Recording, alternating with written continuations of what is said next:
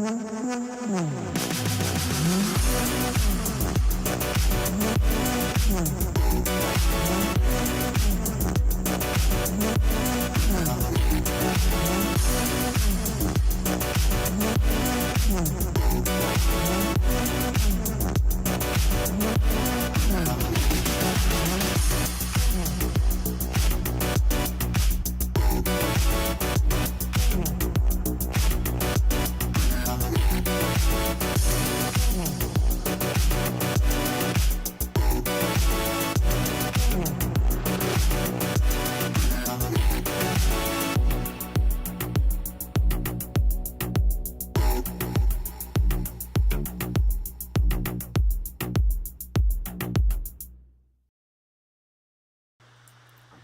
everybody, welcome into The Arena, a multi-platform gaming news podcast. This is episode 199.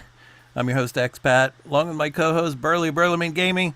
So it's Burly and myself in this episode, so everybody will be back next week. And boy, we got a big one next week as well. So yeah, episode 200 coming next week, so you'll see everybody there. So, Burly, how are you, man? Back from LA? Well, Yeah. I'm doing good. I'm back from LA, and quite the temperature difference, I must say. Really? Oh yeah. Like out there in LA, most days of the week between 20 to like 23 degrees. Out here in Canada, come back, it's like -10. Wow. No snow, thankfully, but Yeah. it's like when you get off that plane of not really needing a coat and maybe needing a light sweater to, okay, now I need a coat. Now I should be wearing pants. I can't wear shorts. Yeah. That's what I loved about San Francisco. I mean, my home city. It's like you'd get up in the morning, you have to wear like a jacket, because of the fog, and then in the early afternoon, it's like you'd wear like a t-shirt and shorts, and then about 5 o'clock at night, you'd put the jacket back on again. So, but. Yeah, so we got a great show for you. We're going to be talking about the Game Awards in this episode. This whole episode is going to be dedicated to the Game Awards and, our thoughts about the winners, and then looking at some of the announcements that were made and giving our reactions to those and all. So let's go ahead and, before we get into that, though, talk about the games that we have been playing. Burly, I don't know if you played any games on the plane or not, or while you were in LA. Did you have a chance to play anything? I did play on the plane a little. I was playing some good old classic games. I was revisiting the Donkey Kong Country games on, on Super Nintendo. Just some great platformers. And when you're on a plane, and when I flew out there, my plane was supposed to leave at 8. Didn't leave till 9, so I was on the plane for over 6.5 hours. I was on a plane, so I was like, yeah, you can only listen to so much music before you just get bored, and the on-screen entertainment on the flight didn't really work well. So it was like, I am so glad I had some gaming with me. Yeah. Well, for me, I've been playing Indiana Jones and the Great Circle, so that's all I've been playing this whole week. And how are you finding it? I'm enjoying it, man. I'm enjoying it. And I was going into it in the beginning thinking, okay, I'm just going to stick with the main missions and all. But I've been going into side quests, and I still haven't even got out of Vatican City yet. So, Vatican City is like the first, true map, the first level, yeah. But, man, there's so much to do there. And there's, so many things to take pictures of, because you have a camera. That's part of the game. Having to take pictures and it has that Machine Games vibe to it. I kind of feel like BJ Blazkowicz without a gun, just punching the fascists and all. But I mean, this game, art style wise, it has a lot of Dishonored to it, I think. Okay. Yeah, I have heard that people are saying it's very Dishonored. You're stealth because you're really doing stealth and all that. And exactly. That, I mean, pretty much everything in Vatican City is mainly stealth so far. I mean, I'm loving it. And what was interesting at the very beginning, probably most people know this now that that have seen some of the footage or whatever. But I mean, the opening sequences, you're replaying the scenes from the beginning of Raiders of the Lost Ark, and it's fun. I mean, and then it's like the boulder comes down and all, and yeah, I mean that was fun, but I'm really digging Vatican City, but I'm about done with that. I'm about ready to go on to the next part of the game. So, but yeah, it's very fun, and I'm really enjoying it. The map, you don't really use the map so much at the beginning. I mean, just venturing through the city. I mean, the quests, like pick up the camera, or you run into people, and that's when side quests start in certain instances. So I'm probably moving forward going to try to avoid that a little more because I want to get more into the main jinx to the story. So, but yeah, I'm really enjoying it so far. One little tidbit though. Okay.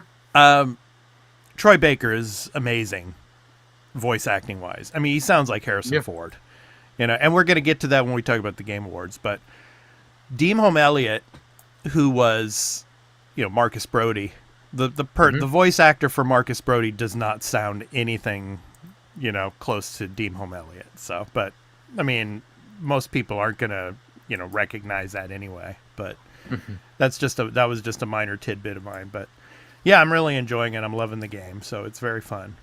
So, all right, Burley, let's get into the Game Awards.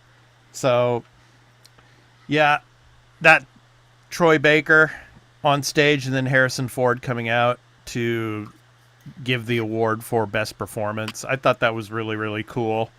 And I loved how Harrison Ford, he said on stage, it's like, if I would have known how good Troy Baker did as me in this role, I would have did it myself. I thought that was really funny when he said that.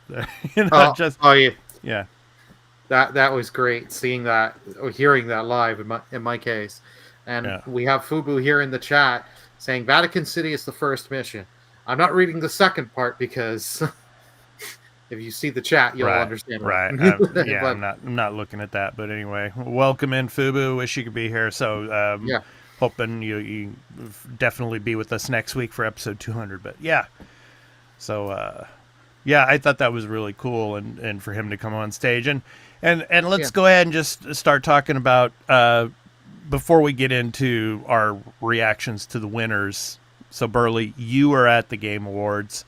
What were your impressions of it? What were your impressions of the Peacock Theater and all? Let us know. Talk about it. Oh yeah. The Peacock Theater, they did a good job with how they have it laid out, the theater, and like it was easy to get into your seating and stuff. And one of the nice things, like, because I did have to at one point leave my seat for a minute and then come back. They have it, which is understandable, is when they're talking and presenting something, they don't let you move. You're in the aisleway and you just wait, and then they'll open up the thing so you can go. Yeah. So, but they use the theater very, very well. It's got a great camera setup because I was more in the back part of it. I was, but they just have cameras everywhere to get the angles. They have, the good setups. Like I could easily, from my seat, I could see where the Muppets were. Oh yeah. I want to talk about that later. The Muppets. Yeah. Oh, that was my favorite part of the show. I love the running gag they've been going for the last couple of years. Oh, that was just so great. I mean, and then the rip on Kojima there. I mean, Keeley and Kojima's relationship. I mean, that was just, oh man. And he's Kojima's friend. Yeah. Kojima and all that. Yeah, exactly. And it's funny how like they panned to Kojima as they showed that, and he's just like, oh, and stuff. It's like, I wonder if he even understood what they were actually, saying, those Muppets. But yeah. But the theater is nice and all that, but outside the theater, before, like they had a nice little setup. GameSpot had a little stage, and they were interviewing different people, like some of the voice actors for Final Fantasy 7 Rebirth, as well as I think they interviewed the director. They also had the voice of Clive from Final Fantasy 16. We're all wondering kind of a little why he was there, but it was cool to see him. And then they have like the Marriott Hotel was right there, and you have the lobby, and you can just sit and run into people. And I ran into a few people and got a couple photos and shook a few hands and talked a few people. I couldn't get photos, but you say, hi and wave at them and get them, because people are, that place is so busy because you've got the hotel, they had other events, then you got the Game Awards, you got all the people wanting to see people, right? People that have come down just want to see people that are going to the event and all that. It was just right, really cool. Well, let's show one of those pictures now. The one picture that I have up for the show today. So I mean, of course, yeah. So for Team Asobi, yeah, that was pretty cool that you got a chance to take that picture. Why don't you explain a little bit for us? So yeah, this was in the Marriott, right near the entrance. I saw them there. They were signing. Someone had brought PS5 plates. The plates you take off on your the original model PS5. Right. And they had drawn an Astro bot on there, and then Team Asobi, all those members there were signing it, and they were talking with the guy, and you could tell they were all passionate and all that. So I'm standing there like a creep for 10 minutes because I'm just like, I've got to try there. And I'm there with Fryman, and he's like, you should try. You got to try. And he's like, do you want to go? I'm like, no. And then the guy that's got his thumbs up was turning away because they were on a little ramp coming back to this tree here. And I was like, I came up in the guise of, I was like, hey, congrats on your game being nominated for Game of the Year and other nominations. I've played it personally. It is my Game of the Year. Thank you for making an awesome game. And he shook my hand. He's like, yeah, thank you. I said, is it no trouble? Can I get a picture with you? Just with him. He says, yeah. He says, do you want me to get the whole team here? Get him for a picture? I'm like, if that's okay by you. And he's like, oh, yeah, we love it. And then got the picture, shook hands with them, and, thank you. And chatted with them for like a quick minute. So it was a really, really cool thing. And they showed, they were giving time for fans to come up to them and talk to them, and they all had either they all had like Team Asobi wear, but you can't really see it as much. But the guy with the thumbs up, you can see the Astrobot pin. Yeah, they all have these Astrobot pin. The girl, she has a little like dress on that is all Astrobot. Nice on the whole dress. It was so cool. It was like, so you knew it was them, but they were going with the theme. It was is one of the greatest moments of my life, just sitting there and get to chat with them for a quick set. Yeah, and they're all based in Tokyo out here too. So hopefully at some point we can get some of them on the show and talk to them about their next project. So Astrobot 2, definitely, probably. Well, it's funny, the day of the Game Awards, they made new content for the game. A Christmas level has come out. I have not had a second to play it, but I will. Nice. I will be playing it and make a little video for it. Very jealous of this pick. Fubi says, yeah.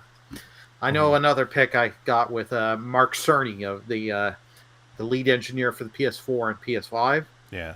As we were leaving the arena, we caught him at the Peacock Theater. We just caught him, and it was the most awkward. And he was asking for directions to go to one hotel. And we're like, I don't know. And then I was like, can I get a photo? He was like, yeah. So cool. That was really cool. Nice. Like we ran into the director for Rebirth, the voice actor for Barrett, Red 13, and Aerith. Sorry, I had just two. So, and we got my buddy Fryman had got a little photo with Sam Lake. He just got the right timing with Sam Lake. Oh, nice. Yeah, it was very busy, but very cool. Just, you never knew. Like, you had to keep your eyes open and be like, wait, is that who I think that is? And then try and see if you get at them or... Right, because I know you were trying to find Phil, too. You're trying to find Phil Spencer. I did not find Phil Spencer. I saw Sarah Bond, but she had, like, a team around her, and she was going in the opposite direction, and it's like... I know people are like, oh, you should try. I'm like, she's got a team around her. She's running to the next direction. I ain't getting her. Now, you said that GameSpot had like a booth and they were interviewing people. wasn't that also true for like IGN and all the others? I mean, I'm sure they had a whole bunch of other No. media outlets. Oh, really? Just GameSpot? Uh, Huh? Oh. GameSpot was the only one that had like they made like a little trailer platform Oh. that they were and they had like screens up and stuff. GameSpot was the only one. I'm sure there are people from IGN that were there, Mm-hmm. but that we only saw GameSpot press interviewing, and then they had one guy down on the floor level just there walking around taking pictures and video interviewing people. Mm. So was Kojima or Keeley anywhere to be found afterwards, or yeah, that just nowhere to be Kojima, cited? you ain't getting to Kojima. Yeah. Keeley, you potentially could have got at the after parties, one of the after parties, but he's much harder to get, like, because he's got, as soon as that show's done, he's got a million things he's doing, and yeah, shaking hands with other people privately in the back. Right. I'm sure. Yeah. So. And so like during the live stream, of course, they would have breaks and you would see like commercials about like Fortnite or other games like that. So were they showing those as well live, or was the like screen like kind of blank and everybody was going up to to take a bathroom break or something like that? I mean, what did they do during the breaks usually?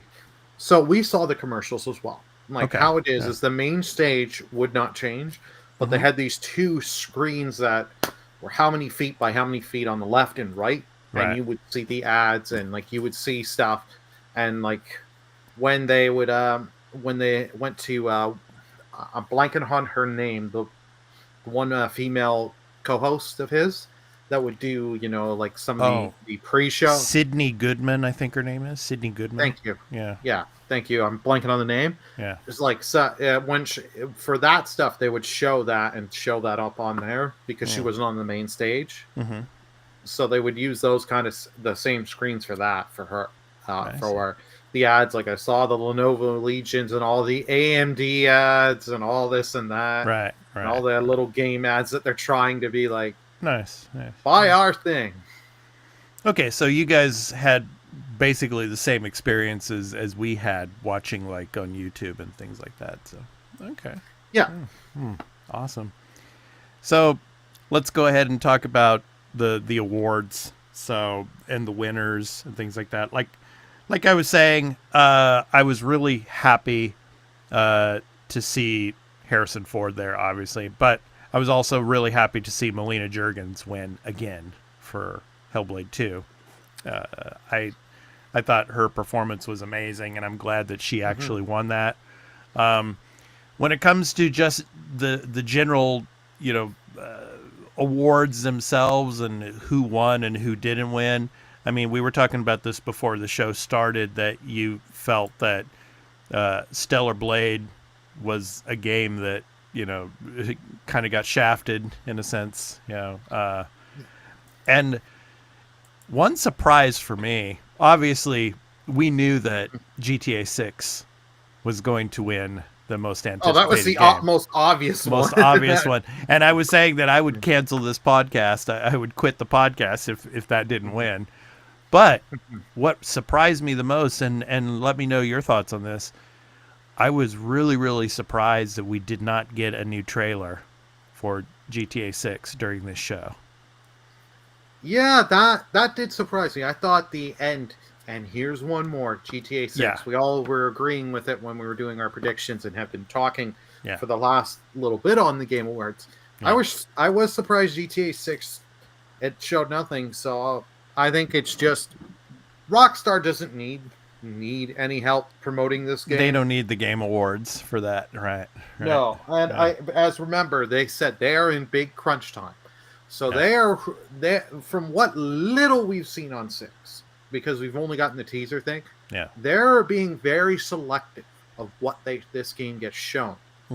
So when they put out that trailer, they want you to go and they want us. They want to have the news story the next day, being like, it reached 50 million views on YouTube in 12 hours or 24 hours or Yeah. whatever numbers, right? Yeah. They're Yeah. waiting for that, and they're waiting to have a tray, get all that ready where it's so good, where everyone's doing it, and because they know, they say they don't have to announce that they're putting out the trailer a certain day. They could just release it live on YouTube. All the Yeah. game journalists and everyone on social media will spread the word, and you'll see GTA 6 trending Yes. on everything, Yes. and Yes. it'll just Yeah. sell. Exactly. Exactly. Yeah. Yeah. I was surprised that Mm-hmm. it didn't come up, but then again, I mean, Rockstar. I mean, Yeah. they're going to do their own thing, so we'll see it at some point. But I'm still confident it's coming out in 2025. I still probably think it'll be around October or November when it does release. But yeah, Yeah. and then I felt, and tell me if you agree with me or not. I felt that this show, especially this year, yeah, it's a 10th anniversary and all, but it became more of a PlayStation love fest. For this 10th anniversary show. I mean, Kutaragi Ken sung he was there and all. Mm-hmm. And some people were disappointed that Keighley didn't let him give some kind of speech. Yeah, and then of course, throughout the show, a lot of the awards, of course, Astrobot, did very, very well and won Game of the Year. And then of course the announcement for the new Naughty Dog game, and we're going to be showing a little bit of that later. But it was kind of more of a love fest for PlayStation. I mean, due to the fact that PlayStation turned 30 just recently, I kind of got that vibe of this Game Awards show is turning more into a PlayStation show more than anything else. Your thoughts? Okay. Well, like the Ken Kutaragi, yeah, it was nice to see him, but who knows? He may not have. They probably asked him, "Hey, do you want to say anything?" And he could have said, "No, I just want to be there. I just want to be at the show." So Yeah. I'm going to say that for that. I can understand the feeling on that it was more PlayStation focused and doing a lot of more positive on PlayStation than some of the other companies, whether it be Nintendo or Microsoft. Yeah. But they just had they had stuff there for the showcase. Like you had some PlayStation Studio games, you had some PlayStation franchises, and some of PlayStation's biggest games of the year at the Game Awards being nominated in several categories. Right. But remember, like the big thing at the beginning, minus the pre-show, was Indiana Jones. They were on the stage. They had the screens all changed, the stage design. They brought Harrison Ford back, and you know what? He kept to his character. He's like, I'm not reading that. Here's the best this. You know what? So it felt good. It felt authentic. Right. Yeah, I felt like, because Keighley going back, I mean, has his relationship with PlayStation. I mean, that's obvious, but yeah, I mean, Nintendo, we didn't see much about Nintendo, but what I did really like was at the end when Astrobot won Game of the Year and the team came up to the stage, and they did something that is very uncommon, is to praise a different company and praise a competitor. I mean, especially with the relationship that Nintendo and PlayStation has had over the years, and to come up there and say that we really want to give a shout out to Nintendo because of what they've done over the years, and they are the pioneers of the platforming genre of game, and we took a lot of inspiration from Nintendo in making Astrobot and making this game, and I thought that was really cool to do that, because you really don't see that. I mean, you never really see Nintendo going up there and complimenting PlayStation, so neither do you see Microsoft do it. Yeah, it was such a very cool thing for them to do, and they were like, they said, like, you think platformers, you think Nintendo. because they didn't necessarily start the genre, but they were the masters. Yeah. And they showed, and they said they had great quality releases year to year. Nintendo, for the longest time, like, and even still to today, if they're putting it out and it's fully made by Nintendo, you're getting that quality. You know the game is going to run and get the quality. Whether or not be your cup of tea, that's a different thing. And Fubu says better than Al Pacino when they had Al Pacino. Yeah, the Al Pacino, I think that was 2 years ago, and that was just that was bad. Yeah. Okay. So yeah, I don't know, man. I and one other thing too is kind of a pet peeve of mine, but maybe some people might disagree with me. But I think the person that won the developer that won for Balatro, probably he should have been there. Yeah, I mean, I know that the person on stage was saying that he doesn't like to take recognition and to try to get like the spotlight put on him and stuff like that. But I think for an award show like this, yeah, I think it's a good thing to actually show up, you know, to accept the award. And then if you don't want the recognition, if you don't want to be in the media spotlight or anything like that, fine. You know, then after that you don't have to be on anything. But I mean, to go up there and accept the award, I think that's a thing that you should do. But that didn't happen. So yeah, I thought that was a little bit disappointing. But then again, you know, hats off to the guy for winning for Balatro. So I would have been nice if he was there. I do like that the girl was that came with the one guy there to accept it. Yeah. She had the Balatro Joker hat thing, which is nice. Yeah. My one thing with Balatro is like we had a feeling it was going to win the one indie title. For it to win both, it's like I kind of wish. Like, don't get me wrong, I love Balatro, but I think it should have won the one category and let another indie game win the other. Yeah. Because you don't need to have it weigh best debut indie and best indie.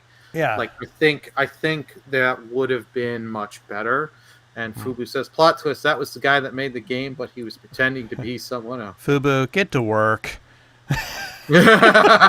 Stop it, man. Come on, get to work, man.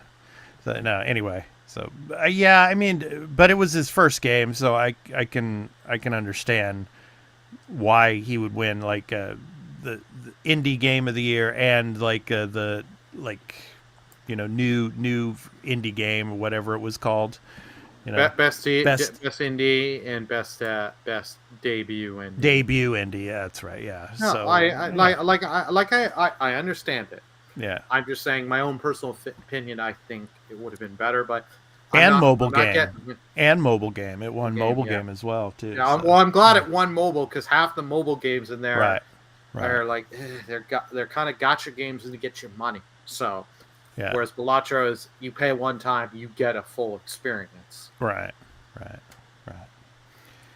So, yeah, I mean, Metaphor did very, very well. It didn't win Game of the Year. I was hoping it would win Game of the Year. My second pick would have been Astrobot, of course, but I mean, yeah, winning best narrative, best RPG. I mean, and yeah, it did really well. And Hellblade 2, the sound, you know, that was, you know, a given, especially with all the whispers and everything during the game and stuff like that. That was, you know, a big thing. Any surprises for you of award winners? Yeah. Yes, and it was the one I voted for, for in the innovation for accessibility. I didn't think Prince of Persia had the chance, really. I voted for it because I really, really enjoyed that game. And that game came out in January. And for the rest of the year, it got unnoticed. The only stories you heard were, hey, we're putting out some DLC and that this game did not make the sales numbers that Ubisoft wanted. Yeah.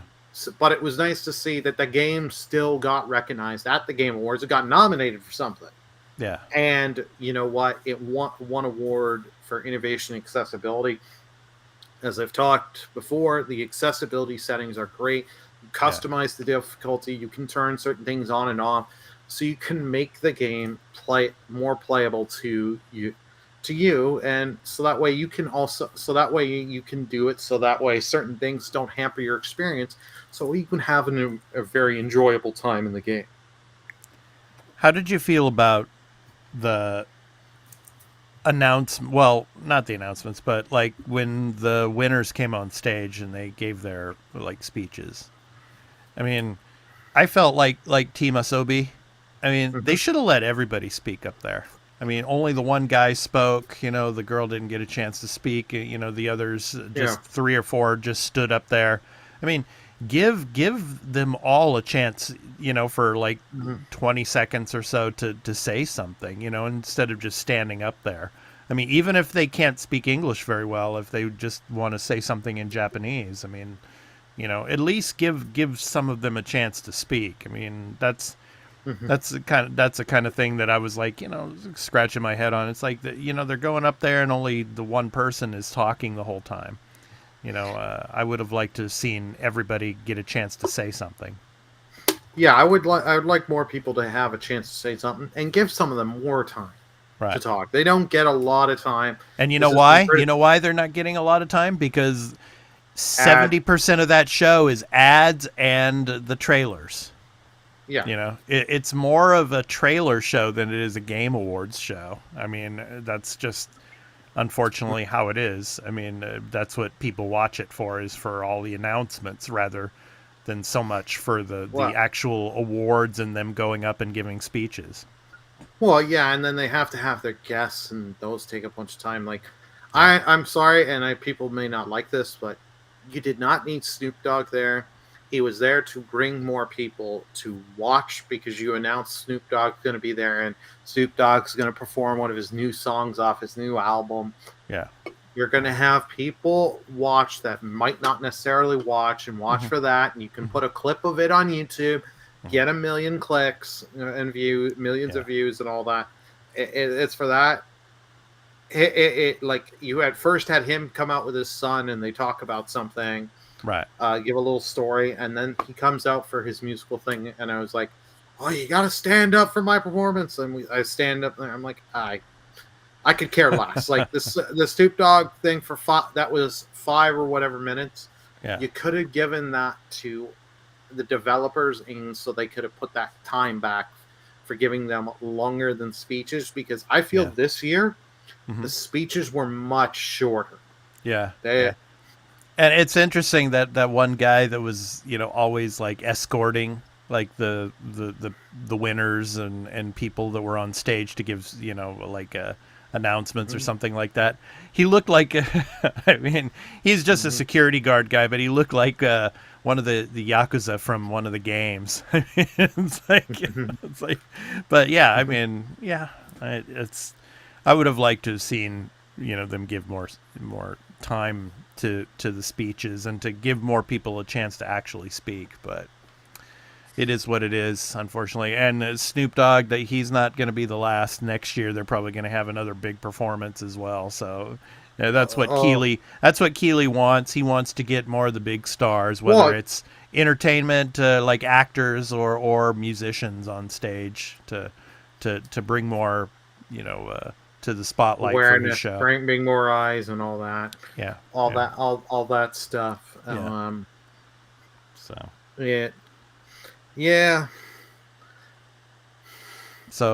Yeah. So Astrobot wins Game of the Year. So I'm excited for them and to see what they have moving forward. I can only imagine them working on another Astrobot. I mean, probably Astrobot 2 is going to definitely be in the works. Whether it's going to be PlayStation 5 or, when PlayStation 6 eventually comes out. What do you think on that? Oh, yeah. Well, then they've also said they're still doing content for Astrobot. If they want to make... Like, I'm not a guy for wanting paid DLC. If they have to make paid DLC, I would be... It's like, okay, from the quality they gave with Astrobot and Astro's Playroom, it's like, just tell me where I got to swipe my credit card. I'll give you the money. Like Yeah. they're gonna work on an Astrobot too. I'm very like in the case of Astrobot, they've shown you can make these platformers collectathon games. They still can come out and you can make them a decent length, have good ideas, and make every level feel distinguished and Yeah. not the same. Hmm. Yeah. Yeah.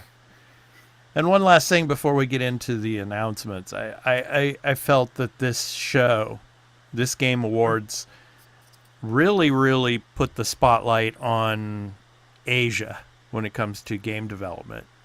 You Mm-hmm. know, Black Myth Wukong winning Best Action, game. Yep. A game from China and Chinese developers, and then of course, Astrobot Team Asobi out here in Tokyo, and all the games, Metaphor, Mm-hmm. so the games from coming out here from Japan really put a spotlight on Asia when it comes to the development scene, and you know that they are just as good or even better than some of the Western developing studios when it comes to game development, and it shows. Mm-hmm.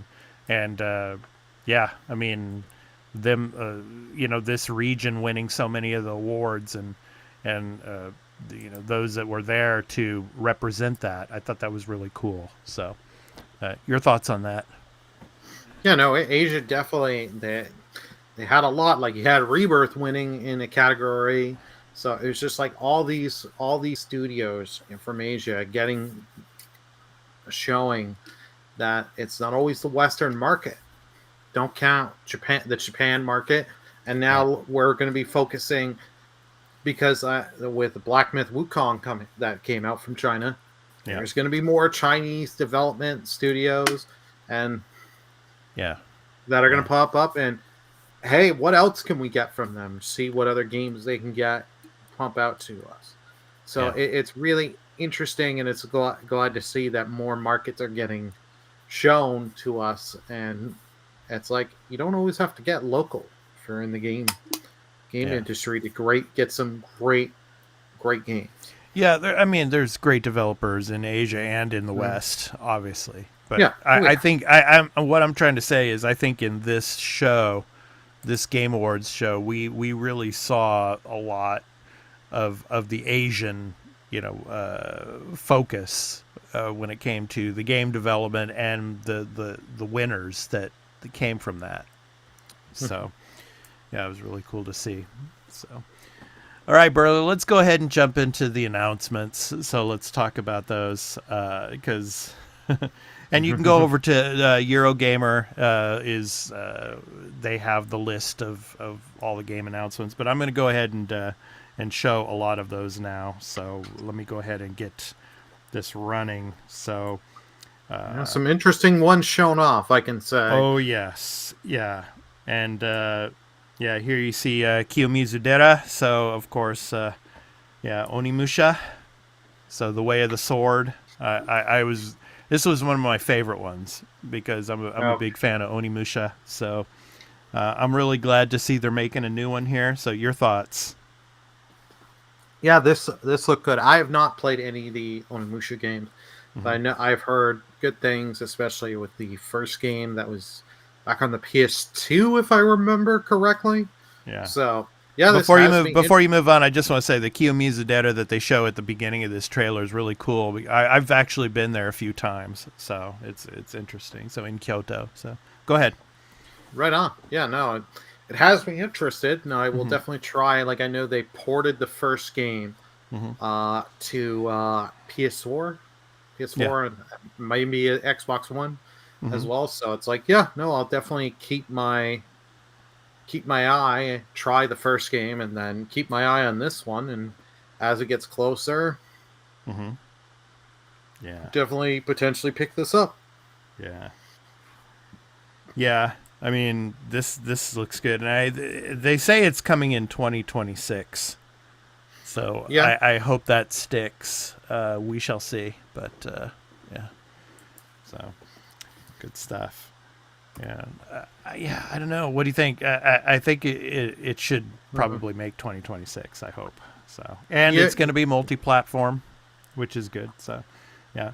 And then next up, the Crimson Desert. They had an update, kind of a release window update here. I mean, this thing was I think originally supposed to come out this summer, but obviously it's not originally. now. So yeah, originally. So, but yeah, your thoughts on Crimson Desert? I mean, it looks amazing. I mean, and I think it's a free to play, if I'm not mistaken. But yeah, it looks really cool. Yeah, no, it has me intrigued. I'll be keeping my eyes on this game. Mm-hmm. But yeah, we'll have to wait and see if this does make when they say it's going to come. Yeah, that's the thing. You take any of these years and these dates with a grain of salt, especially if you've noticed over the last couple of years in the industry. yeah, yeah.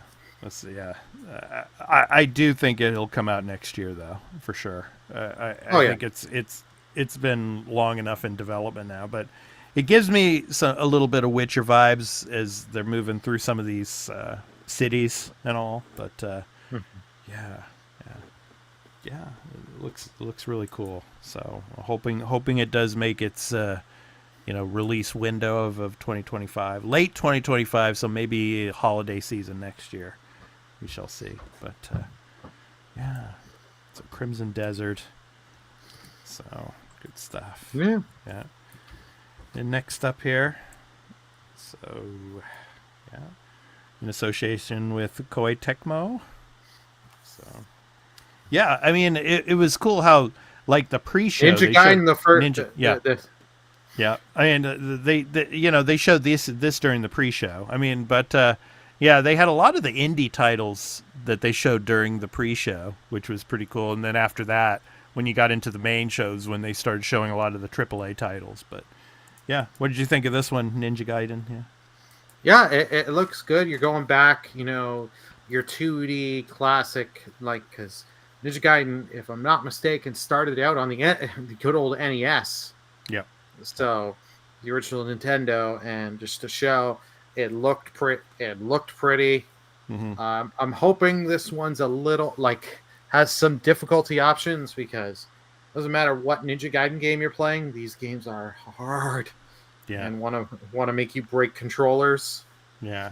So, but this game has my attention. I will definitely be keeping my eye out, and I think this is coming out to everything: Switch, PlayStation, Xbox, Steam, and even your smart fridge. Well, it says it's being helped developed with the Game Kitchen. Yeah. Figure. Yeah. Yeah. So, yeah, I mean, most of these games are going to be multi-platform, except obviously, except for the PlayStation, first party exclusive. The Naughty Dog game. The Naughty Dog game. Yeah. And which we're going to be talking about later. I mean, like with the Obsidian. It looks like day one it's going to come to PlayStation as well. The Outer Worlds 2, but yeah. So Slay the Spire 2. And this looks good. I have one of my best friends. He loves the original Slay the Spire. I think he has 400 and something hours into it. Mm-hmm. So put a little bit of time, you could say. Yeah. And I've heard good things, and it's this looks interesting. I will definitely. This is a game if I pick up, it'll be on Steam to get it on the Steam Deck, and I can just sit and start and stop with the Steam Deck comfortably wherever. And I love at the end of this trailer, they're coming 2025. Yeah. And then cross that out, and then no, actually coming to early access 2025. Right. Or continued early access in 2025. I forget the actual wording, but it was just oh my god, I love that they're playing around with that. Yeah. Actually, I have that in here. So coming to early access 2025 still. Yeah, that was it. Yeah. Yeah. And then the new War Inspector game here. So, yeah. It's interesting. Yeah, this one was interesting. I was getting kind of Deathloop vibes. Yeah. And the whole thing of you just running and using grappling hooks and getting out of the way, but you've got the different... I'm assuming they're supposed to be classes, and they have different... Because they have different perks, and you guys are trying to steal something, but trying to stop each other Mm-hmm. and Mm-hmm. steal from each other. Like, while there's like NPC guards and Yeah. stuff. So, like, this is neat, but this is a game I need to see this running. Yeah. Actually, in-game engine running Yeah. before I can. Well, that's true for a lot of these games that they showed. Yeah. I mean, yeah, yeah, Well, you a get lot this of, part here quick, and then it just. yeah, a lot of the games that they show here. I mean, you don't see much gameplay. It's mostly just cinematic trailers. So yeah, I agree with you there. So the chameleon, yeah. So all the different characters, Mm-hmm. yeah. Yeah. So yeah. You know, one person that wasn't at the Game Awards, Burley, Mm-hmm. that I think we're going to see a lot of maybe next year is Nakamura-san, Nakamura Ikumi, and her new studio, Unseen. The game that she's working on now, you're going to see a lot of in 2025, I think. Yeah. So, I believe I agree. We'll see stuff on her. yeah. So, and here we go, The Witcher 4. So yeah. I'm liking it, man. I'm really liking it, and I really like the fact that Ciri is going to be the main protagonist in this game. I really do. I'm really excited for this. I'm looking forward to it. I think this game is still a ways off. I wouldn't be surprised if we don't have to wait until late 2026 or early 2027 before this game releases. But I mean, I'm just really, really excited to see that she's going to be the main protagonist in this game. Your thoughts on it? Yeah, no, this looked good. This was a great looking, like, it's a CG trailer. Yeah. This is not, and just showing. No real in-game footage at all, but yeah. So. Yeah, this just it was showing this and just showing this girl to be sacrificed to the monsters to save the village. Yeah. And then you have this Witcher here that people, it's like, oh, is this Geralt coming back or a new Witcher? No, it's Ciri. It's Cirilla. Yeah, it's Cirilla. Yeah. They brought her back, and she is a Witcher. It's showing that she's a Witcher. It's like she drinks one of the mutagens. Yep. The potions for the mutagens thing. So people are wondering how is she a Witcher? And I think like one of the many endings to 3 is you can get that she becomes a Witcher. Yeah. One, she becomes like the Empress of the one area, and in others she becomes. I think she dies in one ending if you get the bad ending. Yeah. So you can. So it's interesting, and like they've said, they're not changing certain stuff, but they're going a certain way. CD Projekt Red has come out, so it's interesting, and this will be interesting because you don't have Geralt, but you have Ciri, and people liked her in 3, so I'm very interested to see where things. Yeah, it will be an open world action RPG. Yeah, for sure. So, but I'm curious to see what they'll do differently because 3 exploded for them. Yeah. See if they've learned stuff from 3. See if they've learned stuff from Cyberpunk. If they take anything that they've learned from Cyberpunk and to put it in this game. But like you said, this game ain't coming in 2025. No. This game ain't coming in 2026. This is 2027 to 2028. Yeah, in my opinion. Yeah, it'll be the very end of this console generation that it comes out, and then it'll probably be a PS6 version as well. Yeah. I'm just how much of Geralt will we see in 4? I think you'll have him in like side quests and stuff like that. Will you have the ability to play as Geralt through some of the game? Maybe. But I think having Ciri as the main protagonist in this game is a good thing. I really do. So, yeah, there she is. Yeah, she's drinking it now. So, yeah. Yep. Yeah. No, this looks good. It looks interesting. So I'm curious to see what they will do with this game compared to 3, and what they've learned. How can they improve from 3? And are we? I'm sure we'll get some flashbacks of Geralt. What are they going to do with Geralt in this game? Because they have said, like, Geralt will be around. Yeah. So is it going to be like, hey, in part of the story, Geralt gets captured, and Ciri's on a mission to rescue something him, like that. Yeah. I'm wondering if the HBO series will, the next season of The Witcher, when that comes out, you mean will Netflix? I'm sorry, Netflix. Why am I thinking HBO? I'm thinking of the Last of Us series. I'm sorry.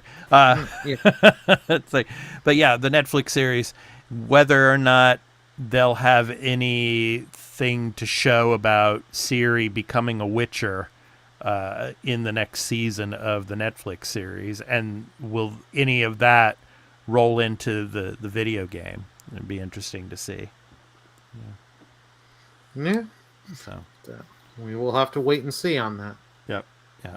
So cutting the head off, of course. Yeah. So, but yeah. Were you surprised that we got this here at the Game Awards? Yeah. A little. I didn't expect it at this early. Mm-hmm. I knew we'd eventually get a Witcher 4 at the Game Awards, but I did not expect that this year. Yeah. But it was a cool, neat surprise, and it has me very, very interested. And I love this, that the whole thing of here, like the people stabbed the daughter here because she came back, and then you get the one villager that was saying originally, and like, let her go. And she was like, the gods, something about the gods. She's like, there are no gods. Yeah. There's only monsters. Monsters. Yeah. Yeah. That's what she says right here. Yeah. So. Yeah. Yeah. So, yeah. I like how that ended. So it was good stuff. Yeah. I know Merple's swing for this. Yeah. Witcher.com. Yeah. And then the Elden Ring, another DLC, which will be nominated for Game of the Year next year. Well, it's supposed to be a standalone DLC. Now you understand. Now it makes a little more sense why they put Shadow of the Erdtree here. Yeah. But here's the thing. You didn't need to nominate Shadow of the Erdtree for Game of the Year to get people to tune in. All you'd have to say is, hey, if you're a FromSoft fan, check the Game Awards out. Yeah. Yeah. Yeah. But who knows? Maybe next year they will have a DLC, best DLC of the year. Well, there should be a best DLC category, because not enough DLC gets recognized, unfortunately. Yeah, yeah, yeah. I think that's a must. They need to have a DLC category put in. So, and if there is, this will probably win. So. Well, yeah, this was a little surprising, but it's like, okay, yeah, we're not making another Elden Ring thing. No, we're making an Elden Ring survival game. Yeah. Oh, it's no, they know Elden Ring made them a bunch of money, plus the Shadow of Erdtree DLC, so people want it. I mean, it's FromSoft and Bandai Namco want this because they love making money. Yep. So. Yep, and they know people love this type of genre of game, and so they're going to keep, making content for it as long as they can before they have to, switch over and get the other development team that's working on the next one, whenever that is, to get it prepared and ready to launch. So, I wasn't surprised that they had some other content up their sleeve that they were going to show at the Game Awards. So like it seems you can do more options in terms of movement and stuff. This is just not my thing. Elden Ring is not my thing. So for those that wanted more content and wanted to go back to this universe, that's great. And all that, yeah, that's great. Good on you. I'm glad you enjoyed, but I hope this game comes out well, and I hope you enjoy it. And hopefully they've learned on this, because it's a survival and it looks like you can do multiplayer. Hopefully they fix the multiplayer setting stuff in that they had in Elden Ring. Yeah, because it was not up to snub. So Burley, when do we get the Elden Ring remaster? But The release date of the Xbox whatever and PS6. yeah, probably. Yeah. So yeah, but yeah, coming soon though. It's coming next year, so I wouldn't be surprised if we get it around summertime. But It'll be summer or September. yeah, somewhere in there. So yeah, but anyway, so and then we got yeah, kind of a little tease here. So from the creator, of course, of you know the Last Guardian and Shadow of the Colossus. What's this? Yeah. Ico. Yeah, yeah. I think it was codenamed Project Robot or something like that. But Yeah, this was a tease. Mm-hmm. Looks interesting, but this is just a tease thing, and Yeah. it doesn't give me enough of, oh, I need to play this. Oh yeah, of course. I mean, yeah, but it gets people excited because of the Yeah. the developers and the development. Because it's been how many years since Last Guardian came out? Yeah. Mid PS4 generation. Yeah, I think it was Ueda song, right? I think. But, Yeah. Yeah. Yeah, it was like 2015 or 2016. A Last Guardian, I think. Yeah, 2015 or yeah. 2016 maybe, yeah, but yeah, one of those 2 years. Yeah, it's a blanket on it. But and then Shadow of the Colossus was like PS2 era. So yeah, I mean, so yeah, I mean, 2016 for Last Guardian. 2016, thanks. Yeah, yeah. Yeah. I mean, I'm excited to see what comes of this, but I don't think it's going to be coming anytime soon. But yeah, I mean, the tease here looks interesting, though. I mean, this shockwave. I mean, what causes this shockwave? I mean, that's interesting. So we shall see. And then here we go. Yeah, the Outer Worlds 2. I'm so excited for this. This was one of my favorite announcements here. Yeah. Oh yeah, this was such a great announcement teaser trailer. Yeah. So I love. There go. Knights of the Republic 2, Neverwinter Nights 2. Yep. Their own sequel, and they're like Fallout 3, New Vegas. Yeah. Yeah, stuff, I like so like they had the good humorous writing, mm-hmm. and it's like what, and they're saying like we learned from our stuff from Outer Worlds 1, we're improving on these areas and adding. So it's the companion system is probably going to be improved as well. Mm-hmm. All the dialogue choices are going to be improved. Yeah. So, yeah, my question to you though, Burley, is, were you surprised to see PlayStation added to the list of launch day platforms? Our friend Jez Gordon, and he's going to be joining us for episode 200. He's saying basically now that the days of the Xbox exclusive game that will stay only on the Xbox platform is over. Indiana Jones, PlayStation in the spring. But now Outer Worlds 2, it seems like this is going to be coming to PlayStation day one. Your thoughts? Yeah, not surprised that this one is coming to PlayStation day one, or looking like that, because Outer Worlds sold well on PlayStation, if I do remember. And remember, Microsoft, they haven't been selling on their games, are not selling. So you know what? They've been bringing games to PlayStation, a few this year. More are going to come to try and help sell them. So they're going to do whatever they can to sell. And good old a Night Flight, I believe, is the studio. They're this from the makers of It Takes Two. This was so good, and I loved when he came on stage to announce this. Yeah, fiction here. Yeah. This looks interesting, and that they're going in the whole thing. Joseph Ferris, yeah. So. That the levels are all unique and different, and then you've got the mixture between the gameplay stuff, so it's not going to be monotonous. Yeah. So it's going to be different, and it's like, you know what? They make good stuff. I'm all in. I can't wait. Yeah. Let's do this, Burley. You and I will play this one together for sure. Yeah. So Yeah, no, like, you know what? They put the quality, they put the effort. Yeah. You've got my attention. Yeah. Yeah. I'm just curious, I when was next year is this going to come? Yeah, I was surprised that they showed this. I mean, because we hadn't heard anything about this really. I mean, so this was a big surprise, and yeah, next year I'm thinking maybe around holiday season. I'm thinking somewhere close to that, or maybe like September or something. But yeah, I was excited to see this. So yeah. Oh yeah. And that Hazelite studio. I mean, it's all about co-op. I mean, Joseph Ferris. I mean, he's all about co-op games, and you know, the master of co-op now, pretty much. Yeah. So. Yeah, and like he says, you only need to buy our games once. Yep.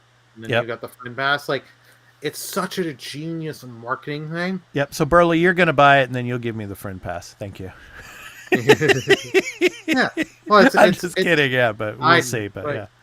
Yeah, we'll figure it all out. But it's like, it's such a genius marketing move, and I've known people that, you know, got the friend pass and then they tried it and then they bought the game to support it. Just it is such a good way of doing things, and it's like, you know what? There's nothing wrong with being like, hey, our games are co-op.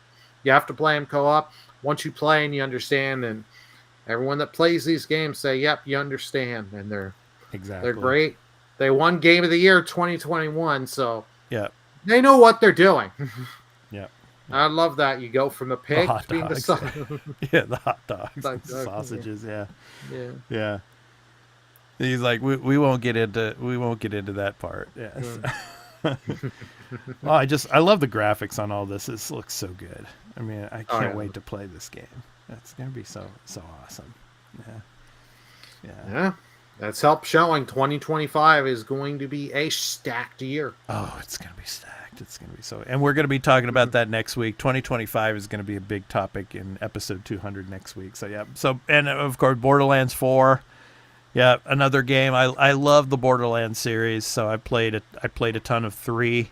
I'm looking forward to Gearbox coming out with 4. So, yeah, like you said, man, it's stacked, and this is another one that's coming next year, so we shall see. But well, this got leaked early that they were going to come, that Randy Pitchford was coming and show off Borderlands 4, but this is just a teaser. You don't see any gameplay, just get your CGI trailer of some like robots versus the maniacs, psychopaths in Borderlands. Yeah. Well, you actually do see a bit of like the guns and the weapons that are used in the game, but that's pretty much it. I mean, you don't see much gameplay at all. Yeah. So. Yeah. And the music and all. Yeah. Everything's. Yeah. See, here you go. So some of the characters. And locales. Yeah, and locales and stuff like that. So. But yeah, I'm excited for it. Yeah, I'll probably play it on PlayStation because I've played all the Borderlands games I've played on PlayStation. So yeah, excited for that. Outer Worlds 2. That'll definitely be day one Game Pass for me. So for that one, yeah. So, but yeah, so there you go. So you see some of the weaponry and things like that. So yeah. that the guy is like he had the mini arm there. That was pretty fun. Yeah, giant arm in the left and right arm in here. Yeah, good stuff. Yeah. So Borderlands 4. Yeah. So the game will be much better than the movie was. That's for sure. Yeah, that's not that hard to. Yeah, exactly. From what I've heard, that is not hard to do. And okay. Now here we go. So we get stuff from Ryuga Gotoku. Yeah, we get the the virtual fighter, coming. So I thought that was interesting. And then we're gonna show the other trailer for the next project that they're doing as well. So but what'd you think of Virtua Fighter? Yeah. So. Yeah, it looked good, has me interesting, and we haven't had a Virtua Fighter game and it's been a hot minute, so yeah, definitely, yeah. For it to come back and Ryuga Tokyo Studio being doing it, Yeah. Good on them, and be interesting to see how this game. I'm sure it'll come out with quality because Yeah. they're known for putting out quality in their games. So Yeah. With this other project that we're going to see next, I mean, I'm kind of worried now, Burley, about Judgment. In yeah, Judgment 3. Judgment 3 is on the back burner. Yeah, it's on the back burner. I'm wondering why, though. I'm wondering if it's something with Kimura Takuya and like the contractual issues and things like that. I'm wondering if they're kind of holding back on that because of what he's doing. I don't know. So, but yeah, we shall see. But yeah, Virtual Fighter, and then we get this other project that they're doing here. So 1915. So this is Taisho era Tokyo area. So I don't know about this, man. I mean, setting and location and everything. I mean, this is during the imperialist Japan. It's gonna be. What is this going to be like the origin story of the Yakuza or something? I mean, it's what are they going to do here? I mean, of the modern day Yakuza, it'll be interesting. So you see like the industrialization and all going and moving through Tokyo area, and you see some of the similar to the cable cars in a sense, but. Yeah, I mean, what do you think? I mean, this kind of reminds me of that one game that came out maybe about 10 years ago now. I'm trying to remember. It was the Chinese located in Hong Kong. I can't remember the name of the title right now off the top of my head, but maybe you'll remember it. But some of the fighting. Sleeping Dog? Exactly. Yes. Kind of reminded me of Sleeping Dogs in a sense. I mean, yeah, Project Century looks pretty bloody. We shall see, but yeah, interested to see where that goes. And then, of course, Mafia: The Old Country. Excited for this one as well. So to see where they go. So kind of an origin story as well here too. Yeah. Your thoughts on that? Yeah, and Donnie put in chats. It reminds me of Sleeping Dogs. Exactly. Yeah. Yeah. Now, this look good. You're starting off in Italy here, getting the origins of the crime boss family here in the mafia. So it'll be very interesting, and they're talking about loyalty and all that. Yeah. Once you're in, so it's going to be very interesting to see where they go with this. Yeah. And is it just you're only going to be in Italy, or are we going to come to America?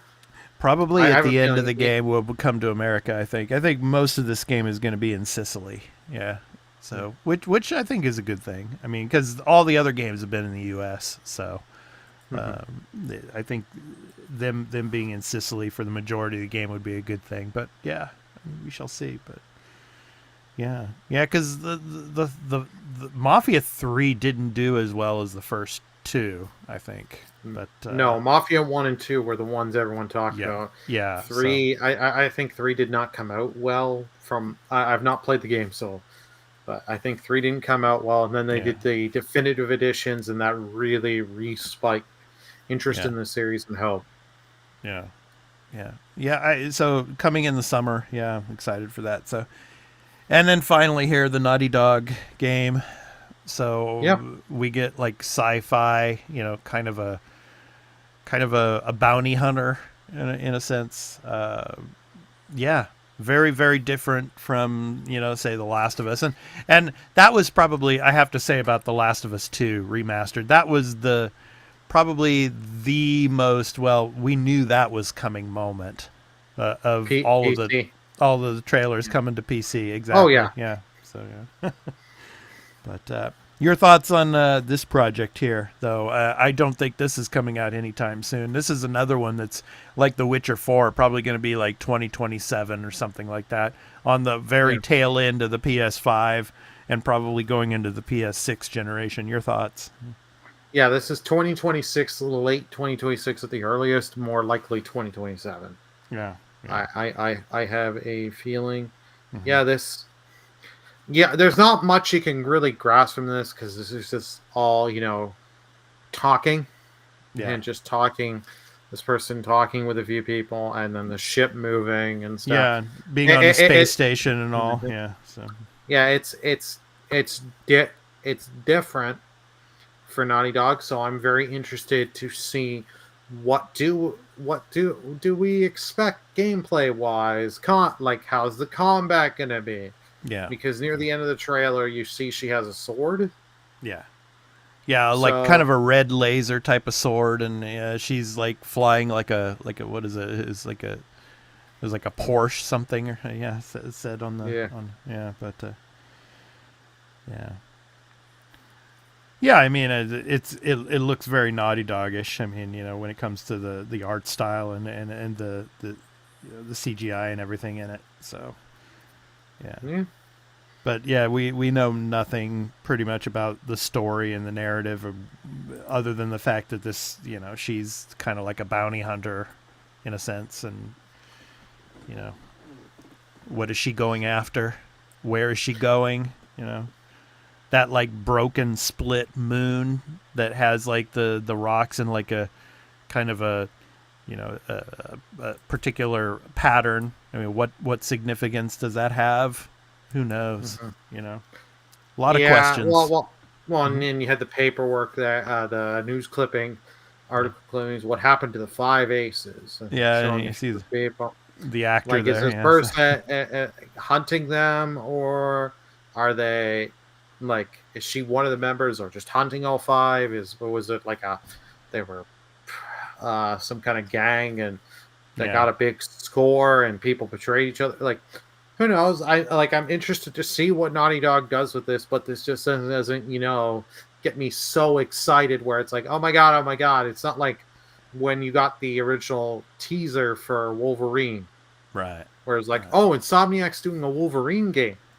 Yeah. Yeah, I can't wait to see more. And this was just like, this feels like, okay, you're putting the disc in, kind of feeling like putting it in an old PS1 kind of vibe. Right. It looks neat from this, but you can only infer so much from this. So we just have to play the waiting game and see. I'm sure we'll get a little details about this in 2025. Little details. We'll get something about this game. We'll hear something, because now we know of it, and people are going to be clamoring, what is this? Because we've been waiting. What has Naughty Dog been doing since Last of Us 2 came out in 2020? Yeah, so here we see a little bit of the combat type of situation, but yeah. So Intergalactic. So yeah, it'll be interesting to see. So the Heretic Prophet. Yeah. So yeah, good old Naughty Dog and PlayStation. Yeah. So you get the logo there. So so those are the games. The announcements. So what was your favorite one, Burly? Mine probably, I'd have to say the Outer Worlds 2. I'm really excited for that one. Outer Worlds 2 was a good one. I'm gonna go Witcher 4. Witcher 4. Yeah, that's my second one. Yeah, I was gonna say. Those two of them, Outer Worlds and Split Fiction, easily my top 3. They were great. There were good announcements here of games that some we've got coming soon, some we got don't. Like you had that one, like the Shadow of Damned thing, where you can turn into Pac-Man and stuff. Like there were stuff at different levels. We've got some, these are some of these games, are just going to be the digital downloads, like the Ninja Gaiden. But classic franchises coming back and just showing up. Yeah, and some new franchises like and like sequels we never thought we would get. Okami 2. Yeah, that was yeah, I mean that was probably the quickest little little teaser that you're ever gonna get when it comes to the Game Awards. But yeah, it's giving people hope on stuff. We Donnie here in chat says the Elden Ring Night Rain for him. Hook it up to me. Let me Fortnite on my bird into battle. Yeah, nice. This thing they had. I'll give them credit. They had good announcements. They have stuff, people talking. Yeah. And it's like, wow, this new stuff, old stuff coming back, sequels we never thought we were getting. It was a great. There were great stuff that he's had that he went out and got to get for the show. Good on Jeff. It was a great show. And another thing, I didn't put it into the trailers, but we did get a sequel announcement for or some like content for Dave the Diver. So Dave the Diver 2, I think it is.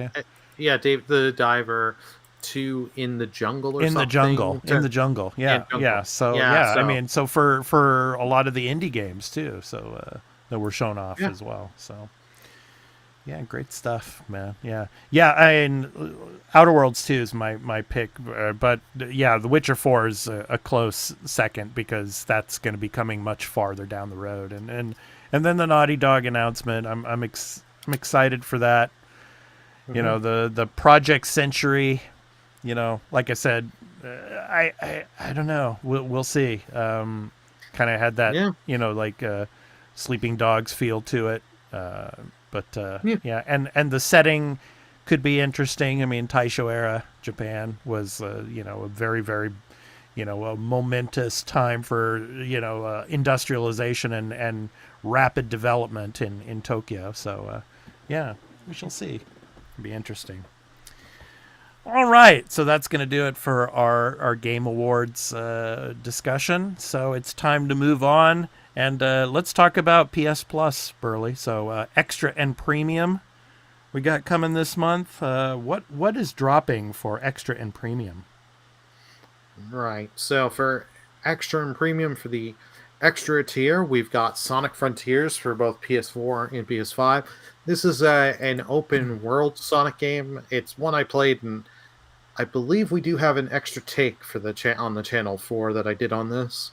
Yeah. It's a very fun, unique Sonic game that actually you have multiple ways to progress the story. Like, because you need to get so many of these keys to get the Chaos Emeralds. Yeah. And it's got some awesome different style boss fights. I really enjoy it. Yeah. If you're on the fence about it, check it out that way. The next game, Forspoken, that was a game that came and went when it came out. Are you surprised that it's on Extra and Premium now? Yeah. It's premium, right? Premium, right? No, this is extra. Extra. Extra. Okay. So yeah, I mean, yeah, I'll play it. I mean, I'll play it now. Yeah, I'll try it. So. I bought the game very cheap and played and beat the game. It's not a bad game. It's just not a great game. The dialogue is not very good. The combat's all right, and exploring is neat, but you can easily get bored of this game. Yeah. Then you got Rabbids Party of Legends, so your Rayman Rabid Party kind of game. Dottie says the soundtrack kicks ass, and the Sonic Frontiers listening alone. Someone did right with it. I agree. And then you have WRC Generations for PS5 and PS4, so that's your racing game. You've got Fist Forged in Shadow Torch to PS5 and PS4. Nice. So you got your action game.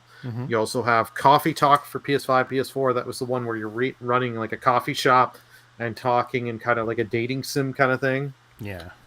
So you've got that, and you got episode 2 for that. Hibiscus and Butterfly for PS5, PS4.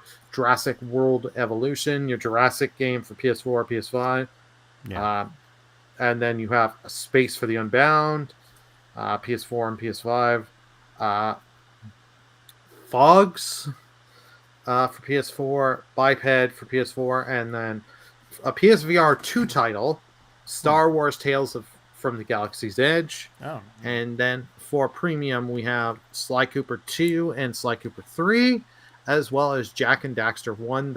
These are all the PS2 version. Both for PS4 and PS5. So some great classic titles. Yeah. Not a bad month. There's just not, like, besides, like, Sonic is, I can easily recommend Sonic Frontiers. It was a fun game. Oh, and by the way, during the Game Awards, Sonic Team Racing. Yeah, I mean, it was like 5 seconds. You know, it's like he builds it up. I mean, Keighley builds it up like it's going to be this huge trailer, you know, and everything. And then like it's like 5 seconds, it's done. And then he comes back and said, "Well, we're going to show more, buddy." It's like So I've played a little bit of this in the summer, but I'm excited to share exactly. Tell us more. Or right. Yeah. No, it's a good month. I just feel Yeah. it's a fair amount of variety. I Yeah. was wishing for a little bit more this month, but hey, you know what? We got a variety of titles. We've got some Yeah. heavy hitters. Yeah. I do you if you have extra and premium, let us know what games are you going to play, or if any Yeah. of these that you have played that you would recommend to other people. Yeah. For me personally, I'll try Forspoken. I think Hmm. it's time to check that game out. When I get a chance. Hey, But now Carl's got a PS5. yeah. We can get him to try Forspoken. Yeah. There you go. And then we can get him to do a review for it. Yeah. So Oh yeah. yeah. I'll get you. You know what, Yeah. Carl? I'll help you out. I'll get you the gameplay footage. You just have to sit there. Yeah. Yeah. Yeah. We'll see. All right. So that's PS Plus Extra and Premium for December. So the next time will be in January. So yeah, maybe 2025 there'll be some bangers in there, Burley, for Oh yeah. for Extra and Premium for 2025. We shall see. But yeah, all right. So now it's time for our new game release picks of the week. So each and every week we pick a game from releases.com. So for the week of December 16th through the 22nd. So you can go to www.releases.com. The ticker is below there to see all the games that are releasing this week and through the remainder of December and beyond into 2025. www.releases.com. Burley, you've done a lot of work in this episode. I will read our pick because we both have the same pick. So let me go ahead and get that up and running. So Alien Rogue Incursion. So is our pick of the week. In Alien Rogue Incursion, you bring the fight to them. When ex-colonial Marine Zula Hendricks receives an SOS from former squad mate Benjamin Carver, she and Davis-01 head to the remote planet Perdon to investigate. Before they know it, deeply personal stakes emerge to plunge both Zula and Davis deeper into the dark heart of Perdon to expose and escape the deadly horrors lurking within. Coming on December 19th, so for PC, PlayStation 5, and PSVR 2, the MetaQuest 3 release date in the US is confirmed to be February 13th, 2025. So your thoughts on this, Burley? Yeah, it looks good. Mm-hmm. And the Aliens franchise is on that upswing. Yep. We're getting the sequel to Alien Isolation that got announced this year. Yeah. And we had the awesome film that is Romulus. So it's like I want to go back into the alien world. Sit and you're taking the fight to them. You're going to have those horror jump scare moments of you navigating this ship here. Yeah. Yeah. And then you're going to get into combat with these and the aliens and stuff. This is just going to be a lot of fun. You got as you saw there, the face hugger. Yeah. You're going to have just stealth, imagine. You're going to have the action. Imagine that in VR mode. Yeah, getting the face hugger on your face there. Oh, that would be cool. Yeah, that would be cool. It's odd that the PSVR 2 version is coming out now. Yeah. And the MetaQuest is not till February. Like, it's just really odd. I guess it has something to do with the controls and the mapping and stuff like that they have to figure out. So, and Sony's trying to really help to get the PSVR 2 selling. Yeah, probably. So, yeah, I bet. So anyway, so that is our pick of the week. So you can go to www.releases.com and you can check out all the games that are releasing this week and through the rest of December and into 2025. www.releases.com. Please go and check that out. So, all right. So now it's time for programming notes. So of course, the Arena Productions, we are not only video game related, we also do entertainment and science fiction related content here on the channel. So my first video that I put up this week, let me go ahead and get that up for you. I did another recap and review of Star Wars Skeleton Crew, so episode 3. So I'm really excited about this show. I really like it so far. It's really cool, and and we get this owl-looking character, in the latest episode. So, yeah, go and check out my recap and review of Star Wars Skeleton Crew. So, episode 3 is out now. Episode 4 comes out next week. So I'll be doing a review for that as well. So, and I've heard good things about the show. It is really good. It is really good. I mean, it's kind of the, like the Goonies meets Star Wars in a sense. The kids are really cool. They're interesting.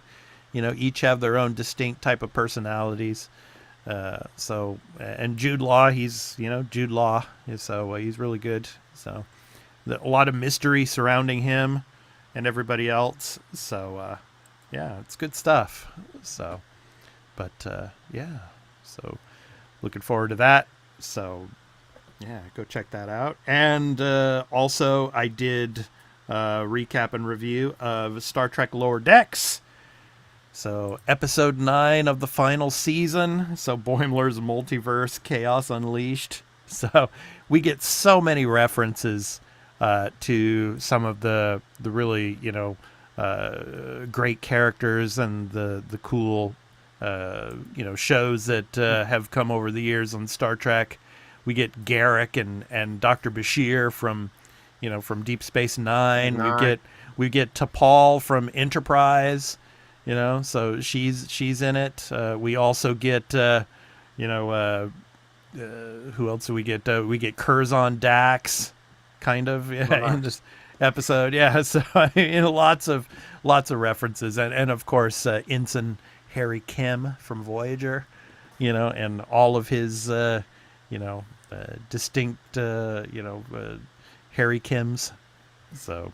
Yeah, go and check out my recap and review. Yeah, it's really good. And this is part 1. So next week, the series finale. So part 2 will be coming out. So, yeah. So please go and check that out. So, yeah. All right. So that does it for our programming notes. So, yeah. So good stuff. Yeah. So now it's time to talk about the games that we're going to be playing this up and coming week. So, yeah, Burley, what are you going to be playing? I'm still going to be playing, Indiana Jones all this week and The Great Circle. So, what are you going to be playing and streaming this coming week? Well, streaming-wise, I picked up because on the day of the Game Awards, Black Myth Wukong, the physical edition, came out, and I had made a goal that got met thanks to my community on that. Mm-hmm. So I'm starting that up tomorrow. I'll be starting up Black Myth Wukong. Mm-hmm. So, and I know Fubu's going to be, once after I've played the game once, he's going to be sending me a bunch of DMs being like, do this, do this, do this. It's a 20 out of 10. So I'm planning to hopefully try sometime next week to try out Indiana Jones. I don't know how far I'll get into it. But yeah, and then I also treated myself and picked up Dragon Quest 3. So I played a little bit of that this morning.